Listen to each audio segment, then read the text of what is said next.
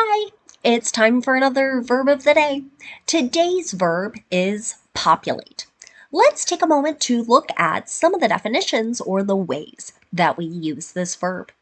The first way you might hear populate used is to mean to form the population of a town, area, or country. Now, you're already going to notice the noun form of this word, population, in our definition. I try and avoid doing that, but really that's referring to the people who live in a particular town, area, or country. So sometimes in more formal settings or more formal books, you might see a particular number populated this particular area. Okay. A second and related way you hear populate used is to mean to cause people to settle in an area or a place.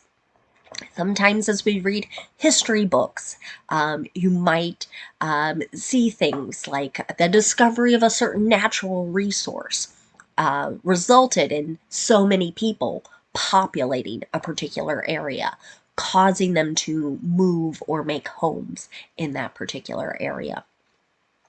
A third way the verb populate gets used is to mean to fill or be present in a place or an particular environment.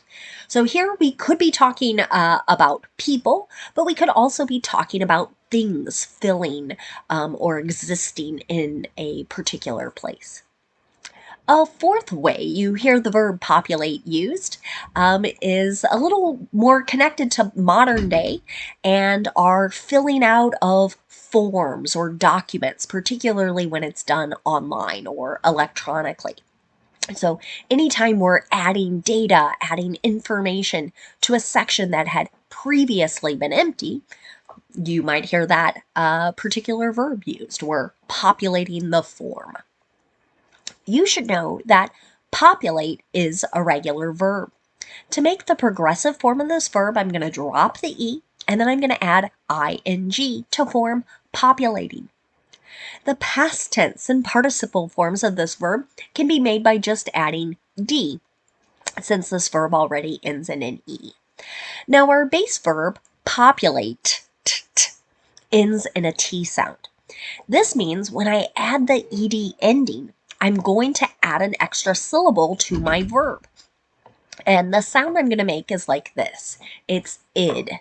So the past tense and participle forms of my verb should sound like this. Populated, populated. Okay. You'll be happy to know no additional phrasal verbs for us to study today. So instead, we can practice making some verbs in a couple different verb tenses.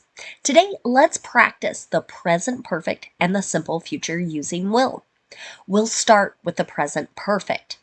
We can use this verb tense in a couple different ways. We can use it to describe an action that started in the past and continues into the present, but we might also use it to describe an action that occurred at some unknown point in the past. So, when you see present perfect, I encourage my students to see the two P's, the first P in present, the second P in perfect, and to think, hey, I'm going to need two parts, two P's, two parts to my verb. So in the present perfect, I need to pay attention to my subject. If my subject is I, you, we, or they, I use have, and then I use the participle form of my verb.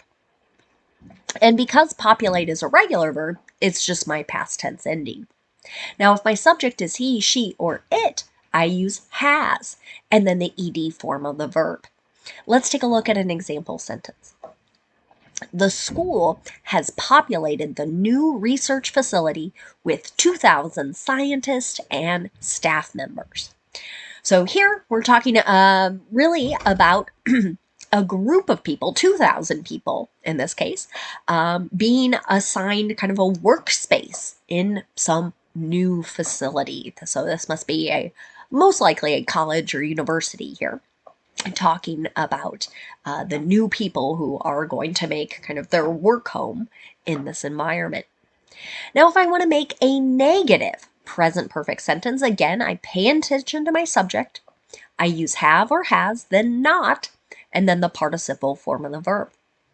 Let's take a look at another example sentence. The auto manufacturer hasn't populated the American pickup market since the 1980s.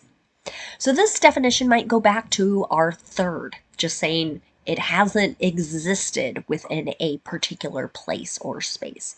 This car company or auto manufacturer has not been selling pickups in the United States. That's what the sentence is saying, kind of going back into the 80s up until this present time. Now let's talk about making a yes or no question in the present perfect. To do this, I start with have or has, I have my subject, and then the participle form of the verb. Here's an example of a yes or no question. Have you populated this online form? Right? And really what I'm asking is to someone, have you completed? Have you typed in or shared information in all of the areas or sections? Now, let's talk about the simple future. Today, we're going to make sentences with will. Will is really common when people make predictions or promises and offers. The nice thing about making sentences with will is that our structure stays the same no matter what our subject is. So in the affirmative, we'll have our subject, we'll have will, and then the base verb. That's it. Here's an example sentence. These probiotic supplements will populate your gut with bacteria that can boost your health in numerous ways. Now, this is a great example, I think, of a promise. Some particular supplement, you might think of it kind of like a vitamin, not like a prescribed medicine necessarily, but something someone's taking. It's making a promise really to fill a particular area, in this case your stomach, with certain types of good bacteria. Now let's look at making negative sentences in the simple future. To do this, I start with my subject, I use will not, and then the base verb. You might also hear the contraction won't, and then the base verb. Here's another example. This technology won't populate homes in the next year. Okay. So another way to say it's not going to be in homes yet. So again, this might go back to prediction or promise. Finally, let's look at making a yes or no question with our verb of the day, populate. To do this, in the simple future, I start with will, then I have my subject, and then the base verb. Here's my last example. Will fans populate the theaters next month to see it? So here, this sounds like a question. Maybe someone's asking another person to make a prediction about, are many people going to come to the theaters? Are they going to fill the theaters with viewers? Now, let's spend a moment looking at today just one word related to our verb populate, and that is the noun population. This noun can have a couple different meanings. One is to refer to the people or the inhabitants of a particular town, a city, an area, country, etc. Excuse me. An example of this might be, the city's population is 120,000. Now, a second way the noun population gets used is to refer to a particular section, group, or type of people or animals that live in an area. An example of this might be, the student population has wanted more fast food options.